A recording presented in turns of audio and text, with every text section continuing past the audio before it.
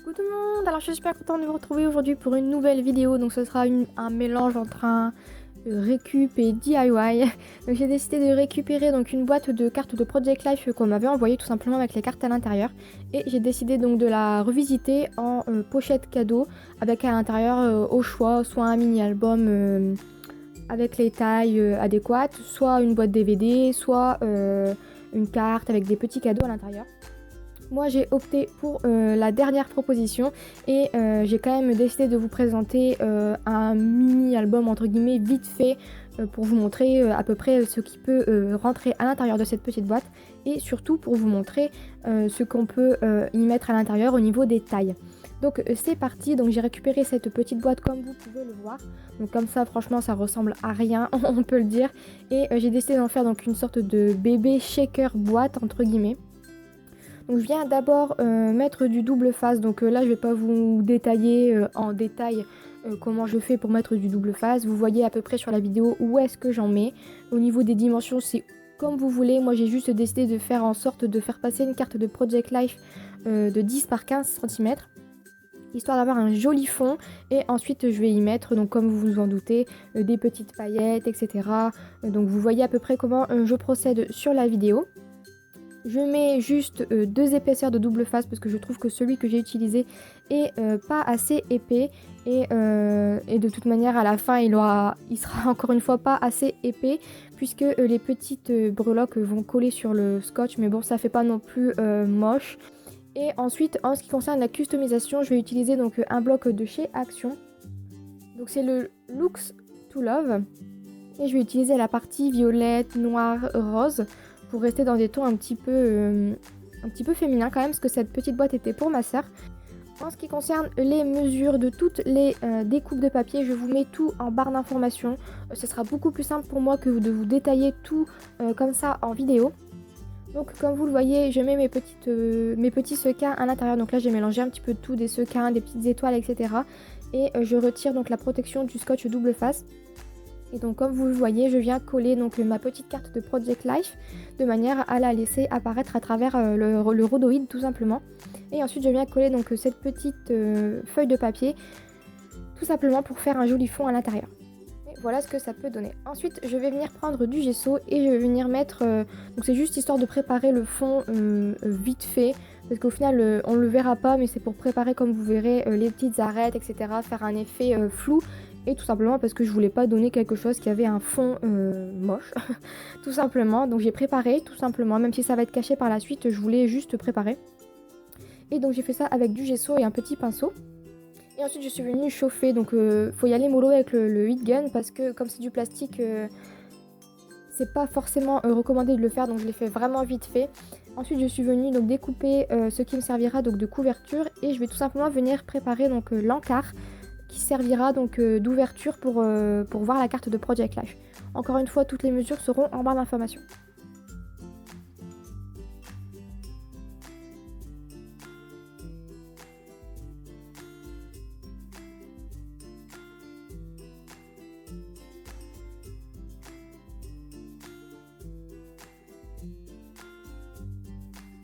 Et donc une fois que j'ai tracé donc le petit carré, je viens tout simplement les vider.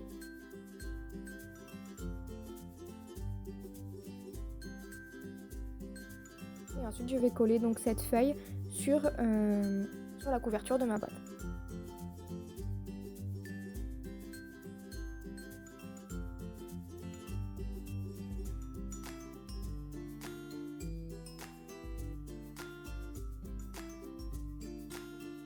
Et voilà ce que ça donne pour cette première partie. Ensuite on va passer donc aux petites arêtes et là j'ai mesuré, ça fait à peu près 1,6 cm environ. Et en fait je viens juste découper des petites bandes de 1,6 cm sur 22 il me semble.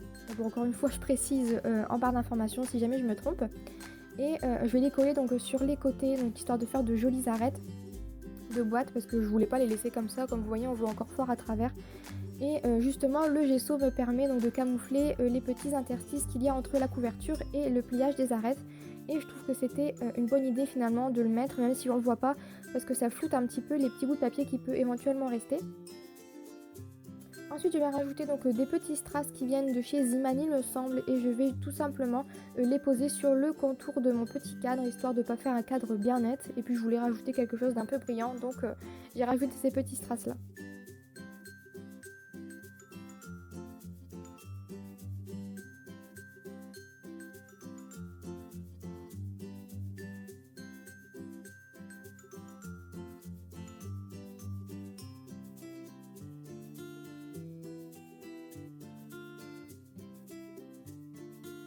Ensuite, je viens m'occuper donc de la partie intérieure de la boîte, et là c'est la partie un petit peu plus périlleuse, je dirais.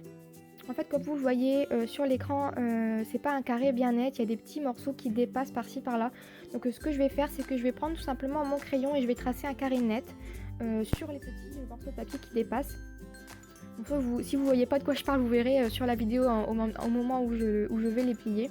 Et ensuite, je vais passer finement un petit peu mon cutter, histoire de faire juste de quoi plier. Et je vais justement les rabattre, histoire de former un carré bien net et pas de petits morceaux qui dépassent. Ensuite, après avoir pris les mesures, je viens récupérer un papier, donc toujours du même bloc de papier, donc de chez Action. Donc je vais prendre le carré de base et je vais rajouter 1,6 cm de chaque côté, histoire de faire, donc comme vous le voyez, les angles.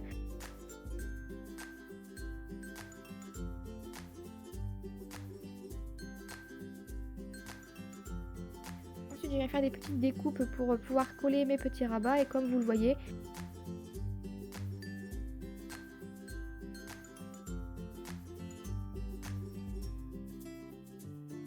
donc je mets un petit point de colle sur le petit carré qui a été découpé, et donc je viens assembler les petits rabats.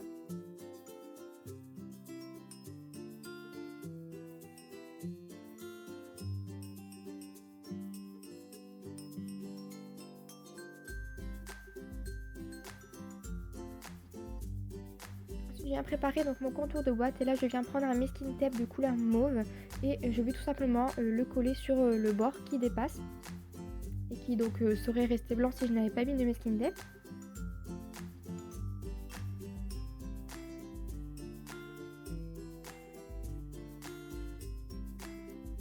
Je viens ensuite mettre mon fond de boîte et je vais continuer la customisation avec un autre petit morceau de masking tape que je vais donc couper pile poil à la taille de la boîte, histoire de coller la moitié du rabat sur l'extérieur de la boîte et la moitié du rabat de masking tape à l'intérieur de la boîte, histoire de solidifier et de consolider le fond de la boîte.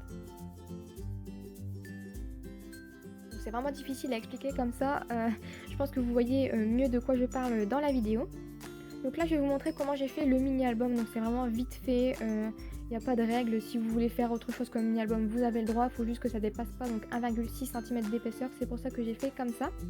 Donc j'ai juste pris des feuilles 30-30 que j'ai découpées donc en format 22 cm il me semble de haut. Encore une fois les mesures en barre d'information.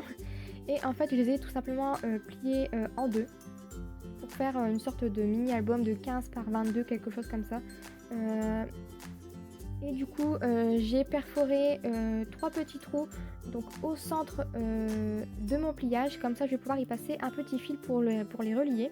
Et ce que j'ai fait, c'est que j'ai pris en moyenne 2 à 3 feuilles par fil et ça va me faire comme des petits carnets. Je prends pour cette fois-ci 3 feuilles et je vais faire le même procédé. Je vais faire donc les petits trous sur la ligne de pliage, je passe au centre, sur le trou de droite, sur le trou de gauche et je repasse au centre pour faire le petit nœud sur l'intérieur du livret. Et voilà ce que ça donne. Donc j'ai fait mes 3 petits livrets et je vais maintenant donc les souder entre guillemets, et je vais tout simplement passer un fil donc sous mes fils de reliure, histoire de les scinder donc tous ensemble et de faire un petit nœud pour les attacher, histoire que ça ne se balade pas n'importe comment. Je vais faire un trait en haut et en bas. J'en avais fait un au milieu et finalement ça m'a tout bloqué, donc j'en ai juste fait un en haut et en bas, puisque celui du milieu je vais l'enlever. Là je viens prendre donc une chute de papier et je vais tout simplement la découper donc à la taille de l'album. Et comme vous voyez, je vais m'en servir comme reliure, donc je vais coller un côté de l'album sur la moitié et l'autre côté de l'album sur l'autre moitié.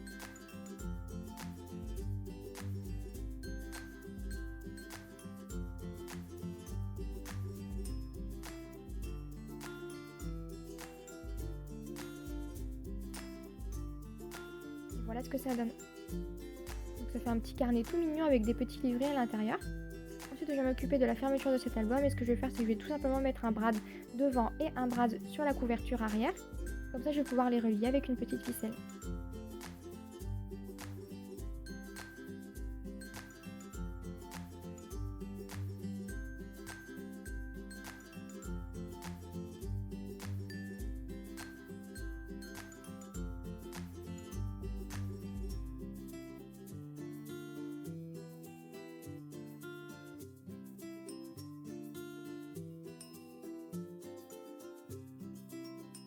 Je vais rajouter 2 petits diamants au bout de cette ficelle parce que je voulais rajouter quelque chose d'un peu bling bling. Et comme vous le voyez, je vais coincer la ficelle entre les 2 petits diamants et ça va donner une sorte de petite fermeture diamantée. Ensuite, je vais récupérer des petits tubes de papier que je vais déchirer tout simplement histoire de faire un effet un peu destroyed. Et je vais les coller donc sur ma couverture. Et ensuite, je vais coller une carte de Project Life toujours dans les mêmes tons de l'album ainsi qu'une petite découpe de pissenlit, je dirais.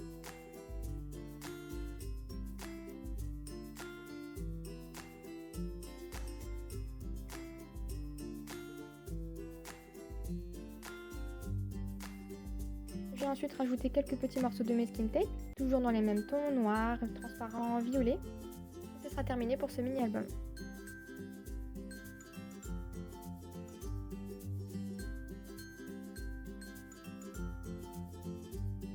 Ensuite, je vais customiser donc l'arrière de ma boîte, c'est la dernière partie qui reste à faire avec la petite languette du dessus.